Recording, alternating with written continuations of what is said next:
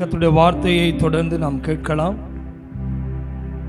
எத்தனை பேர் சொல்ல போறீங்க, உங்க நதி, உங்களுக்குள்ள இருக்கிற நதி அது ஜீவ நதி? ஆமென். ஜீவ நதி ஒரு மனுஷனுக்குள்ளே பாய்ந்து செல்லும் பொழுது, ஆமென், அது போகிற இடமெல்லாம் ஆரோக்கியம் உண்டாகும். ஆமென், ஹல்லேலூயா. அந்த ஜீவ நதி புறப்படுகிற இடமெல்லாம் ஒரு ஆரோக்கியம் உண்டாகும். ஆமென்.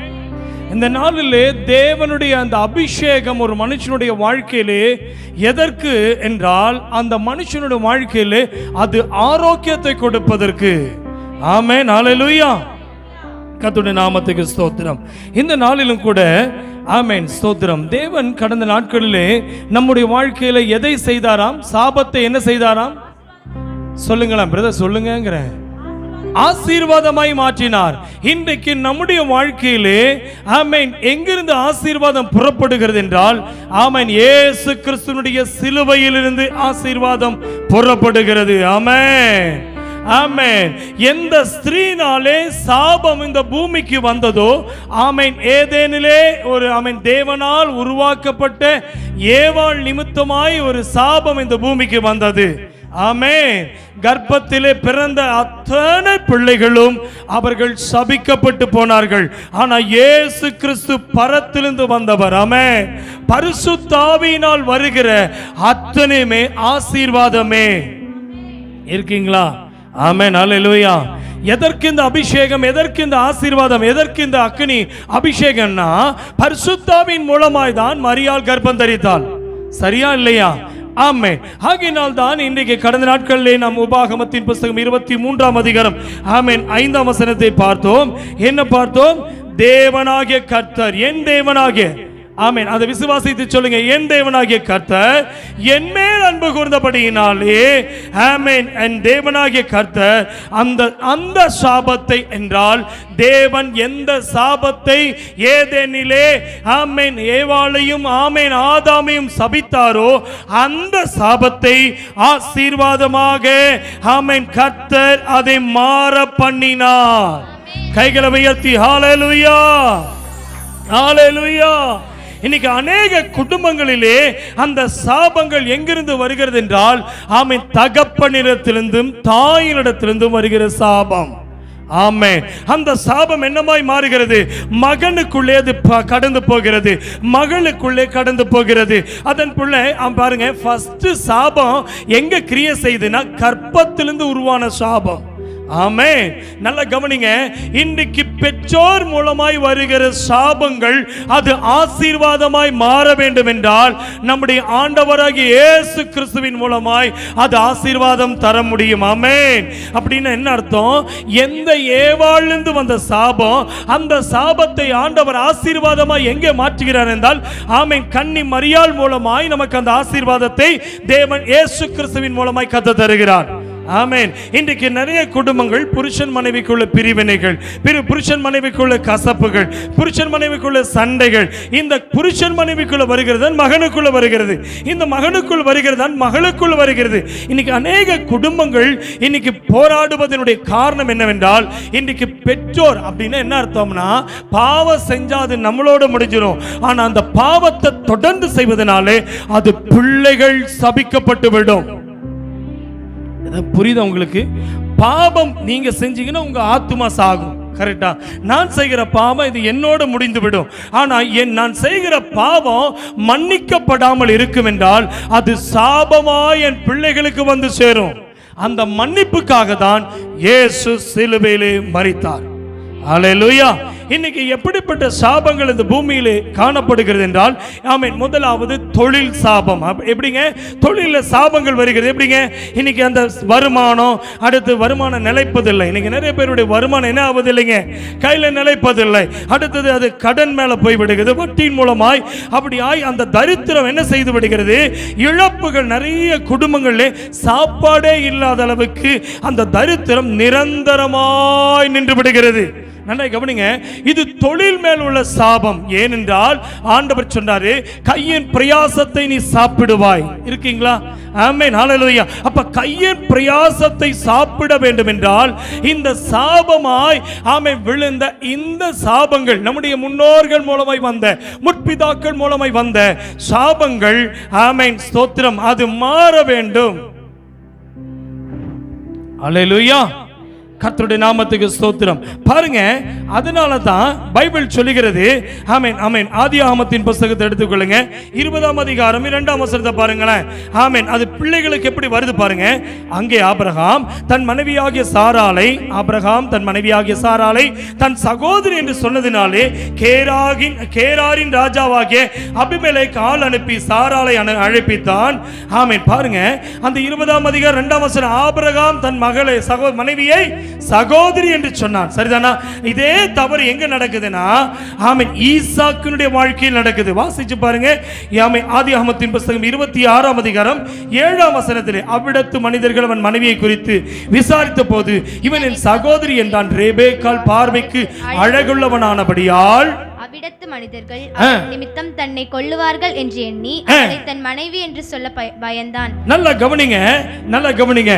ஆபிரகாம் அபிமெலேக்குக்கு பயந்ததினால ஈசாக்கு அந்த அவ்விடத்து மனிதர்களை பயந்தான். நல்லா கவனிங்க. நீங்க என்ன பயப்படுறீங்களோ அது உங்க பிள்ளைகளுக்கு நீங்க செய்கிற அந்த சாபம் உங்கள் பிள்ளைகளுக்குள்ள அதே வருவதற்கு அடையாளம் தான். இந்த ஈசாக்கும் தன்னுடைய மனைவியை மற்றவர்கள் முன்பாக அவன் என்ன செய்கிறான்? தன்னை ஆமீன் சகோதரி என்று சொல்லுகிறான். மனைவி என்னைக்காவது சகோதரி சொல்லலாமா? சொல்லக்கூடாது.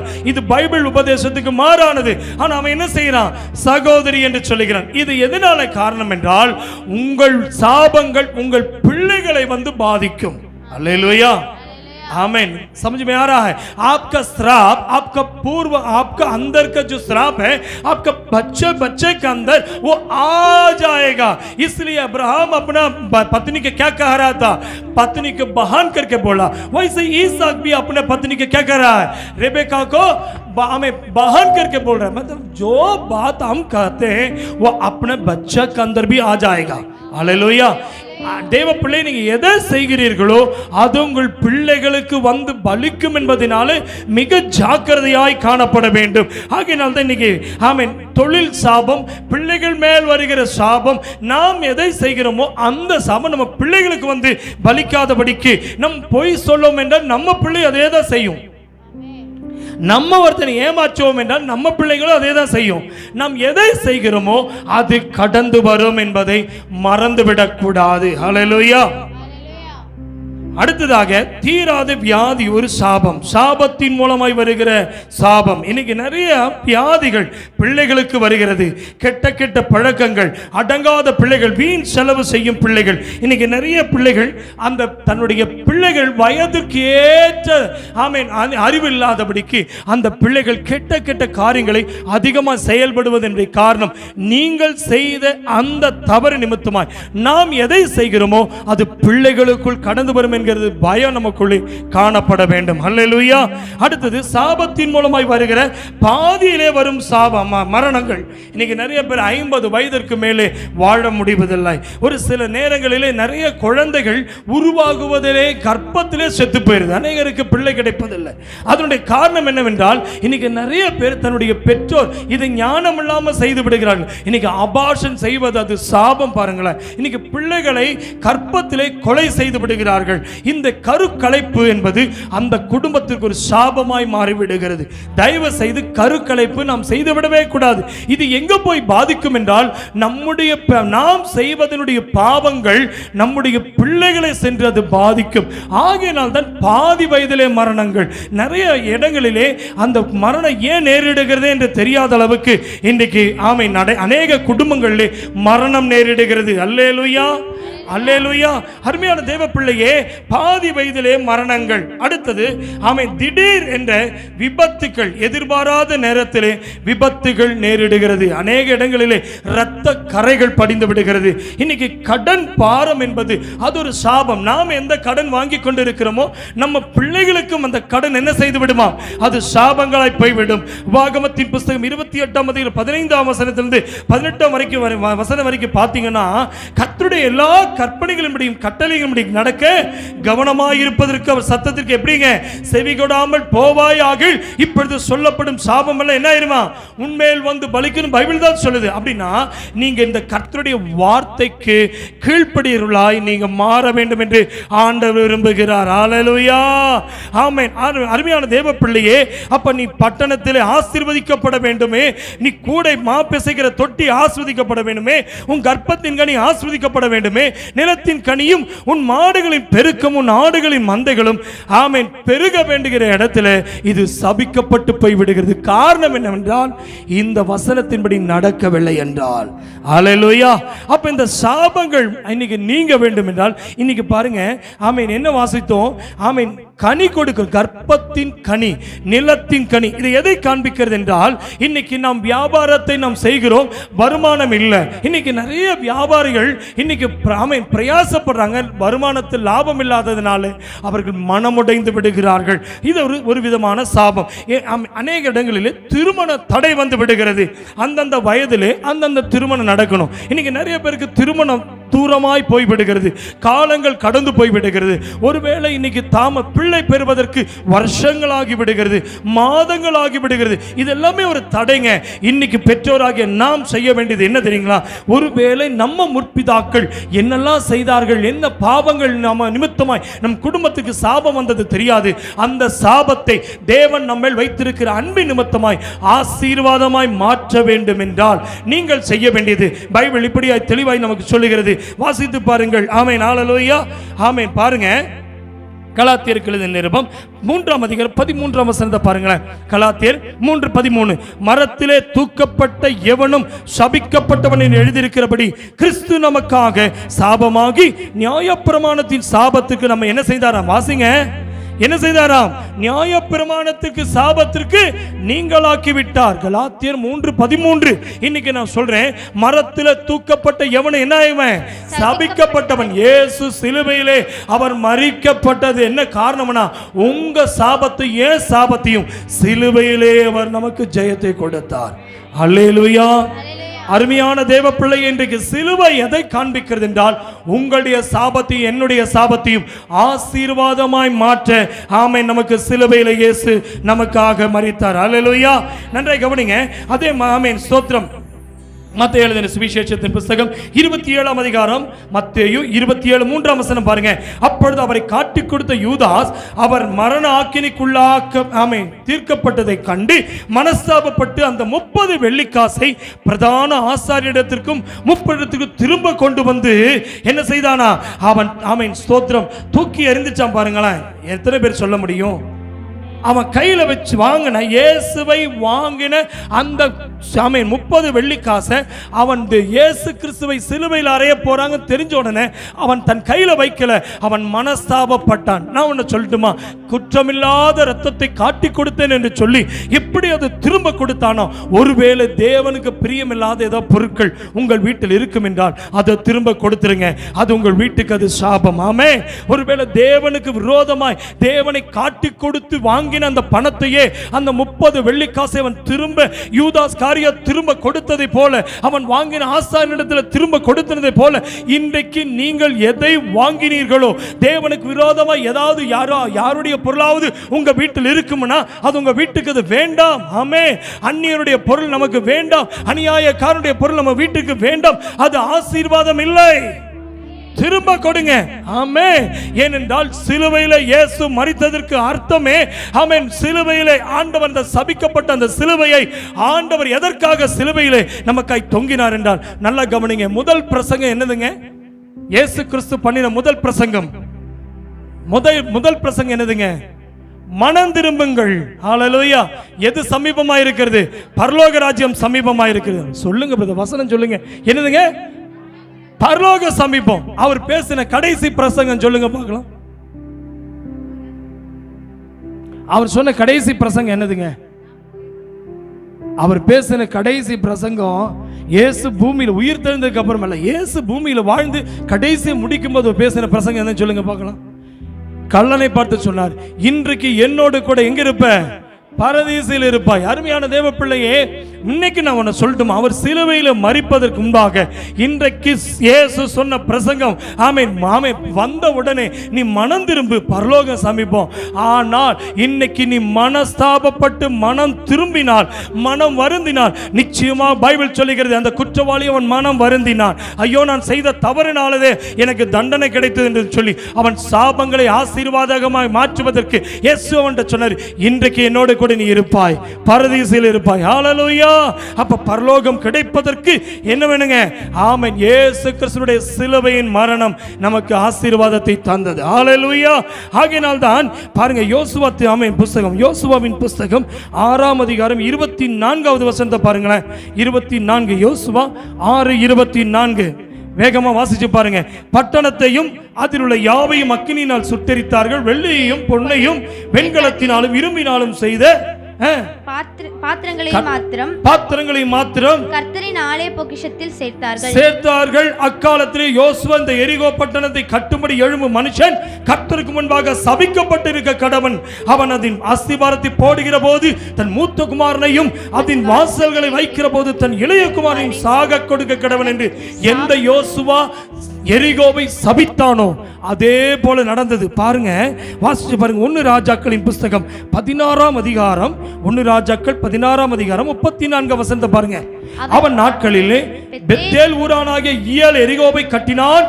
கர்த்தர் நூனின் குமாரனாகிய யோசுவாவை கொண்டு சொல்லி இந்த வார்த்தையின்படி அவன் அதன் அஸ்திபாரத்தை போடுகிற போது ஆபிரகாம் என்னும் தன் மூத்த குமாரனையும் அதன் வாசல்களை வைக்கிற போது செகூப் என்னும் தன் இளைய குமாரனையும் சாக கொடுத்தான்.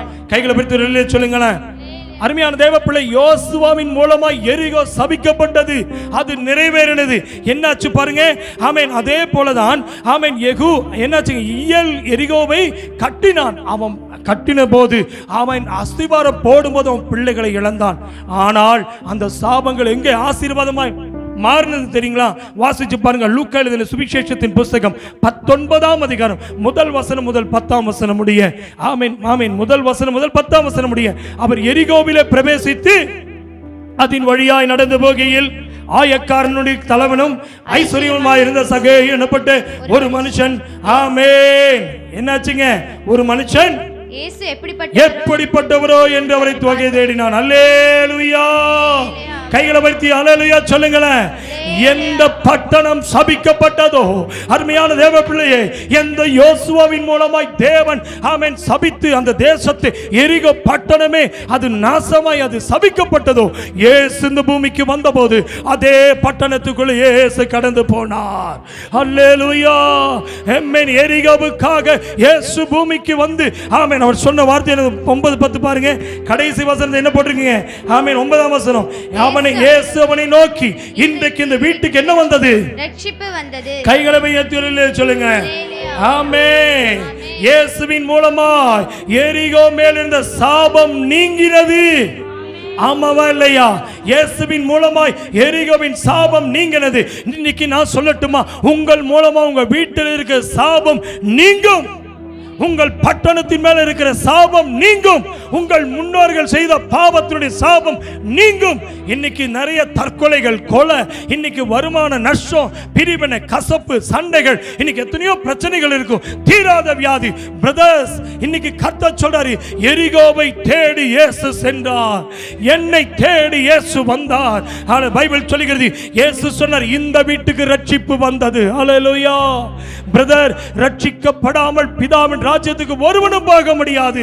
எந்த ஆமென் ரட்சிப்பை எந்த மகிமையை இழந்தானோ அது அடுத்த வசனம் பாருங்க. அதிலே பாருங்க, ஆமென், இவனும் ஆபிரகாமுக்கு குமாரனாய் இருக்கிறானே. யாருக்கு போய் யாரு குமாரன்? எந்த சபிக்கப்பட்ட பட்டணமோ அது இயேசு கடந்து சென்றதன் மூலமாய் குமாரனாய் மாற்றினார். ஆபிரகாமை கர்த்தர் சொன்னார், நீ காணும் தேசம் நான் உனக்கு சொந்தமாய் தருவேன், நீ ஆசீர்வதிக்கணும், ஆசீர்வதிப்பேன்னு சொன்னாரு. பிரதர், நீங்க இன்னைக்கு ஆசீர்வதிக்க ஏன் ஆண்டவர் ஆசீர்வதிக்கிறார் தெரியுமா?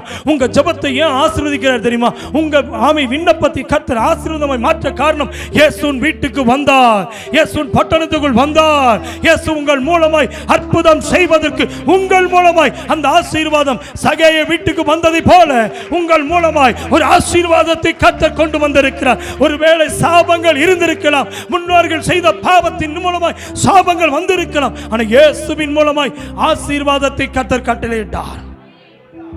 இவனும் ஆபிரகாமின் குமார். யாருங்க? எரிகோவை ஆண்டவர் சபிச்ச போது ராஜாவுடைய தலைமுறையை அழிச்சாரு. பாத்தீங்களா? ராஜாவுடைய பாத்தீங்களா? 1 ராஜாக்கள் பாருங்க. 1 ராஜாக்கள் 16:34 பாருங்க. எரிகோவை கட்டினான். கட்டின போது அவன் பிள்ளைகள் எல்லாம் என்னாச்சுங்க? இளைய குமாரனை சாக கொடுத்தான் பைபிள பார்க்கிறோம். ஆனா அதே பட்டணத்திலே இயேசு கடந்து சென்ற போது என்ன நடந்ததுங்க? ரட்சிப்பை கர்த்தர் கட்டளையிட்டார். 10ஆம் வசனத்தை பாருங்க. இழந்து போனதை தேடவும் ரட்சிக்கவுமே மனுஷகுமாரன் வந்திருக்கிறார். இயேசு வந்ததனுடைய நோக்கம் இழந்து போனதை தேடவும் ரட்சிக்கவுமே வந்தார். ஒருவேளை இழந்து போன ஆசீர்வாதங்கள், இழந்து போன தேவ ஆசீர்வாதங்களை ரட்சிக்க இயேசு வந்தார். அப்படியே எழுமி நிற்போம், கண்களை அடைப்போம். தேவ பிள்ளை, ஒருவேளை நீங்கள் பாரத்தோடு வந்திருப்பீர்கள் என்றால், ஒருவேளை உங்கள் பிள்ளைகள் மேல் இருக்கிற கவலைகள், ஒருவேளை உங்கள் குடும்பத்தின் மேல் இருக்கிற கவலைகள், ஏன் என்று என் வாழ்க்கையில இள வயதிலே நான் என் பிள்ளைகள் இப்படி அனாதைகளாய் நிற்கிறது, இள வயதிலே என் குடும்பம் இப்படி அனாதையாய் நிற்கிறது என்று சொல்லி ஒருவேளை பாரப்பட்டு இருப்பீர்கள் என்றால், இன்றைக்கு ஆண்டவர் உங்களை பார்த்து சொல்லுகிறார், இன்னைக்கு வாய்களை திறந்து சொல்லுங்க, ஆண்டவரே, எரிகோவுக்குள் இயேசு வந்ததை போல, சகேய வீட்டுக்கு இயேசு வந்ததை போல என் வீட்டுக்கு வாங்க. கூப்பிடுவீங்களா? எத்தனை பேர் சொல்ல போறீங்க? என் வீட்டுக்குள்ள வாரோ, என் வீட்டுக்கு வாரோ. பைபிள்ல சொல்லுகிற வசனத்தின்படி கர்த்தர் என் மேல் அன்பா இருந்ததினாலே என் சாபங்களை ஆசீர்வாதமாய் மாற்றினார். பிரதர், உங்க பிள்ளையை கர்த்தர் ஆசீர்வாதமாய் மாற்ற போகிறார். இன்னைக்கு ஒப்பு கொடுப்பீங்களா? உங்க பிள்ளைகள் தேவ சமூகத்தில் ஒப்பு கொடுங்க. இழந்து போனதை தேட, எவைகள் இழந்தீங்க? வேலை இழந்தீங்களா? உங்களுக்கு அதை திரும்ப தருவார். குடும்பத்தை இழந்தீங்களா? திரும்ப தருவார். உன் கணவன் வாழ்க்கையை இழந்தீங்களா? திரும்ப தருவார். உன் ஆசீர்வாதங்களை திரும்ப தருவார். இன்னைக்கு கர்த்தருடைய சமூகத்தில் சொல்லுங்க, சிலுவையில் எனக்காய் மரித்தீரே, எனக்காய் ரத்தம் சிந்தினீரே, எனக்காய் பாவங்களை மன்னித்தீரே, இயேசுவே திரும்ப தாரும். இன்னைக்கு இந்த வார்த்தை கேட்ட நம்மை கர்த்தர் நம்மை ஆசீர்வதிப்பதற்காக, ஆசீர்வாதமாய் மாற்றுவதற்காக, சாபங்கள் எல்லாவற்றையும் தேவன் கர்த்தர் உடைத்து இன்னைக்கு அதை சாபத்தை ஆசீர்வாதமாய் மாற்றும் நல்ல தேவன். நம்மை ஒப்பு கொடுப்போம். அந்த ஆசீர்வாதத்தை இழந்து போனவர்கள் எல்லாம் மீண்டும் தருவதற்காக இயேசு சிலுவையிலே மரித்தார், அவர் அடக்கம் பண்ணப்பட்டார், அவர் உயிர் தெழுந்தார். இன்னைக்கு நம்மை ஒப்பு கொடுப்போம், ஜெபம் செய்வோம். ஹல்லேலூயா, ஹல்லேலூயா, ஹல்லேலூயா. பிதாவே, ஹல்லேலூயா. இந்த ஆசீர்வதிக்கப்பட்ட நல்ல நேரத்துக்கு ஜெபிக்கிறேன். அப்பா, எங்கள் சாபங்கள் எல்லாம் கர்த்தர் ஆசீர்வாதமாக்கி மாற்றி தந்ததுக்காய் நன்றி ஆண்டவரே.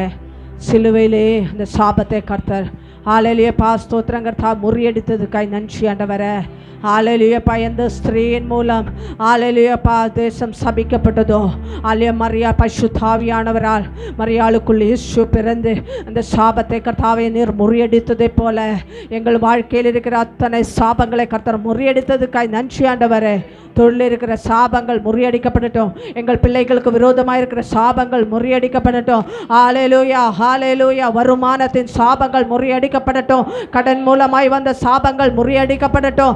ஹல்லேலூயா, இயேசுவின் நாமத்தில் ஹல்லேலூயா. எல்லா சாபங்களை ஹல்லேலூயா இந்த பகல் கர்த்தாவே இயேசு எரிகோவுக்குள் வந்த பொழுது ஹல்லேலூயா சாபமான எரிகோவை கர்த்தர் ஆசீர்வாதமாக்கி மாற்றினது போல ஹல்லேலூயா எங்கள் தேசத்துக்குள்ள, எங்கள் பட்டணத்துக்குள்ள, எங்க வீட்டுக்குள்ள ஹல்லேலூயா இயேசப்பா நீங்க வாங்கண்டவரே.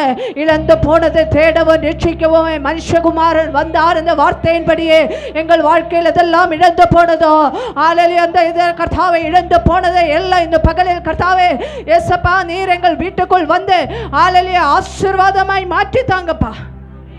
உம்முடைய கரத்தில் எங்களை ஒவ்வொருவரையும் அர்ப்பணிக்கிறேன். சிறு பிள்ளைகள் முதல் பெரியவர் வரை உம்முடைய கரத்தில் அர்ப்பணிக்கிறேன். கர்த்தர் ஜெபத்தை கேட்டதுக்காய் நன்றி. இயேசுவின் நாமத்தில் ஜெபங்கள் நல்ல பிதாவே. ஆமென். உட்காருவோம்.